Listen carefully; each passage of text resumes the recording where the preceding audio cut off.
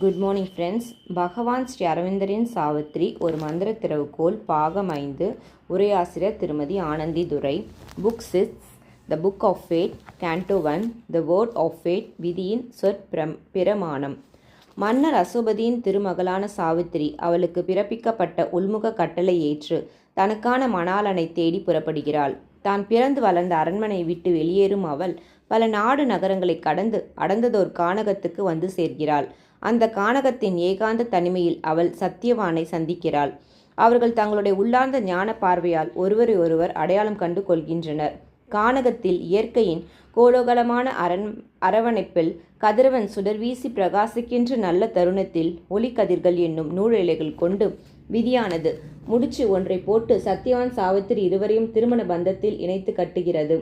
அன்பின் காதலின் இரு பாதிகளாக திகழும் சத்தியவானும் சாவித்திரியும் இணைந்து ஒருவராகின்றனர். கானகத்தில் உள்ள தன்னுடைய ஆசிரம குடிலுக்கு சத்தியவான் சாவித்திரி அழைத்து செல்கிறான். சத்தியவான் வசிக்கின்ற அந்த குடிலை காணும்போது சாவித்திரிக்குள் ஆனந்தம் பெருக்கெடுக்கிறது. உள்ளுக்குள் பெருகும் ஆனந்தத்தை அவள் தன்னுடைய வார்த்தைகளில் வெளிப்படுத்துகிறாள். நான் இங்கிருந்து வெகு தூரம் சென்றாலும் என்னுடைய இதயமானது இந்த குடிலுக்கு அருகில் தான் தங்கியிருக்கும். இப்போது நான் என் தந்தையின் இல்லத்திற்கு திரும்பி சென்றாலும் விரைவில் நான் இங்கு மீண்டும் வந்துவிடுவேன் என்று உறுதியுடன் கூறுகிறாள்.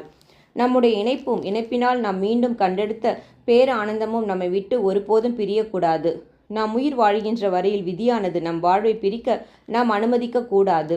ஆதலால் நான் விரைவில் இங்கு திரும்பி வந்துவிடுவேன் என்று சத்தியவானிடம் கூறும் சாவித்திரி தம் தேரில் ஏறி தன் தந்தையின் அரண்மனையை நோக்கி புறப்படுகிறாள். காவிய நாயகியான சாவித்திரி தன்னுடைய தந்தையாகிய மன்னர் அசோபதியின் அரண்மனையை நோக்கி வந்து கொண்டிருக்கிறாள்.